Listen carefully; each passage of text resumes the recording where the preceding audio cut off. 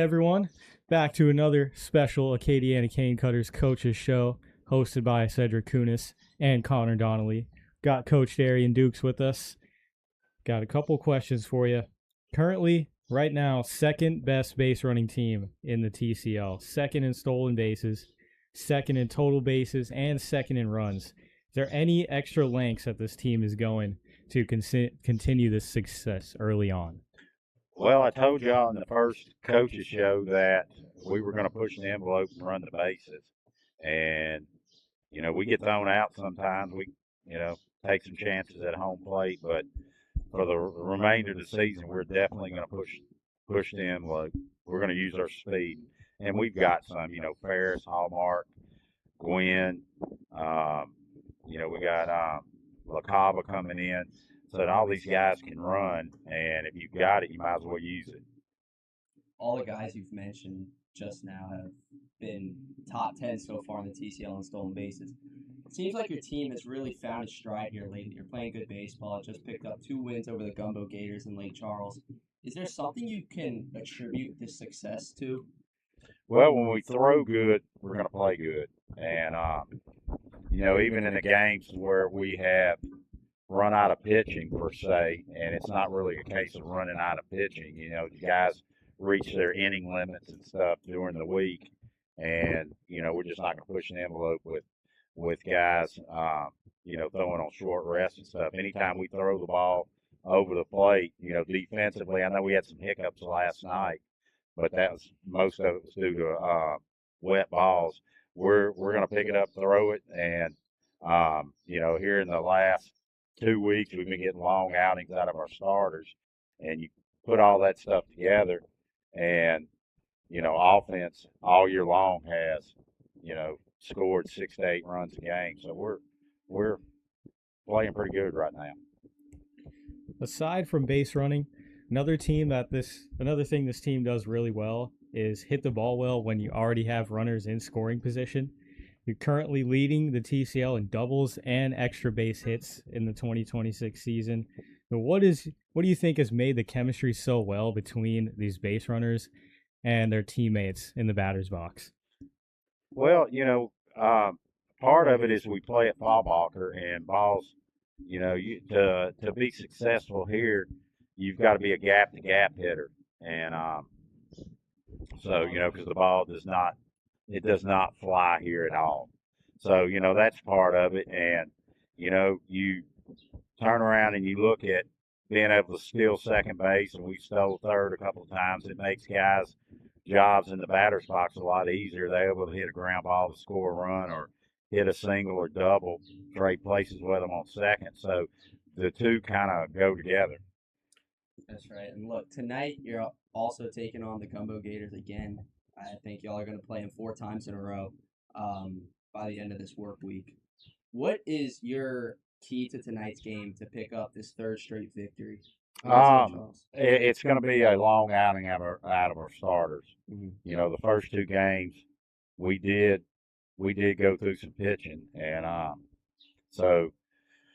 and Bryce has given us long starts, so I look for him to go into the 5th inning. If he does that, we'll be fine.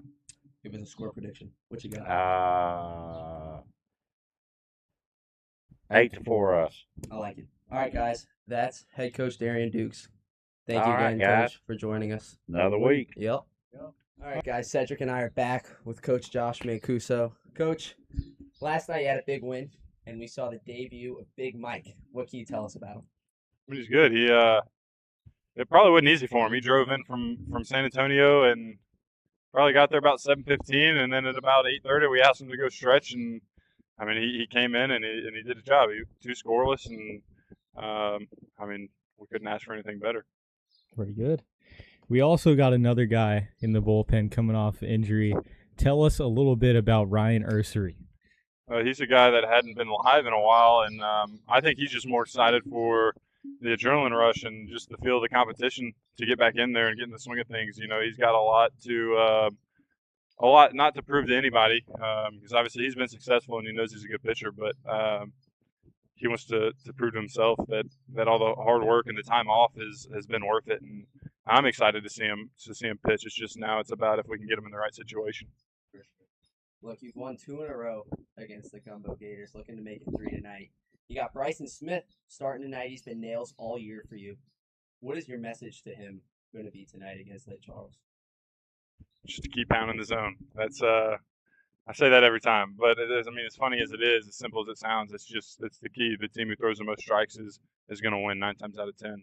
Are we going to get hit around? Are we going to give up some homers? Probably so, but all these guys have really good stuff. So if you can just pound the zone and command in and out, we'll be successful. Last homestand, Jack Howell, he kind of solidified himself as the closer in your bullpen. Tell us a little bit about him and maybe some other guys that you want to maybe solidify their spot in your bullpen this season. Jack, he was a guy this year, talking with his coach at Itawamba. He was a guy that struggled with walks at times, and that kind of was his deficiency. But he's really pounded, really taken to just the goal of the pitching staff is just pounding the zone, and that's made him successful. Obviously, he's got some good velo behind him, and at times can spin it well, and his changeup's improving. But no, it's good to have that on the back end. Anytime we've got the lead, we know we can give him the ball, and the game is ours as long as he can execute. We're looking for sort of a middle relief guy. The summer's crazy because you'll have a bunch of guys come out of the roster, and so that middle relief is huge. We've got some guys that can get extended, but we're still searching for that guy in that middle relief part to kind of get us over the hump. We're playing really good baseball, but we need that middle relief guy to stay successful. Yeah, Jack Howell's been extremely successful in that back end of the bullpen, like you said. It's almost, if he comes in, and y'all have a lead late in the game, it seems like you should be pretty comfortable. Give us a score prediction for tonight. Let's go. We've got some new pieces coming in the lineup today. So, yep, LaCava's coming in. We got Bryson on the mound. We got a good bullpen behind him tonight. So I'm going to give you a time prediction as well. We're going to be done by 10:45. Okay. That's still a long game, 3 hours and 45 minutes. Not as bad as yesterday. No. But the Cane Cutters are going to come out on top. I'm going to say, I hadn't given you a number yet, so Cane Cutters are going to come out on top. We're just going to pound the zone. We're going to hit the ball, field it well, and we'll win. That's all I got. All right, Coach. Coach Josh Mancuso, thank you again for joining us. All right. And last, but certainly not least, everybody, we got bench coach Tyler Bouillion with us, here to talk a little bit about the offensive success. He's talking about bringing in runs in. Tell us a little bit about the Cane Cutter strategy this summer 2026. You mean to go? I don't think it's more or less a strategy. I think it's more or less the guys have a disciplined mindset at the plate, right? Each time before the game, we just talk about putting together quality at bats 1 through 9. I think that's what the guys are doing. I mean, anybody can hit a pitch in the zone. You just got to get the right one. So the guys are looking for a pitch. They're being disciplined enough to, when they don't get that pitch, be able to still put good swings on pitches that they don't get. And the guys are they're well-rounded right now. So I'm excited where we're going. Your offense is leading the TCL in batting average. Got a team OPS up there. I mean, almost at that 800 mark. Obviously, you have Aiden Eshelman and you have guys like that in the middle of your order who are really producing runs. But just speak about the importance of having a strong lineup 1 through 9. Well, there's no holes in it, right? When you can go 7, 8, 9, and all the 9 of them are getting on base, well, guess what? Now you get the top lineup up. Now you get the guys like Eshelman, Ferris, the Hallmark. It just never ends. It's a pitcher's worst nightmare. And when, like I said earlier, the guys are being disciplined, it makes it 10 times worse. Because now a pitcher can't make a pitch and the guy's rolling over. They're taking that pitch and it's a ball. Well, now you're in a 2-0, 3-0 count.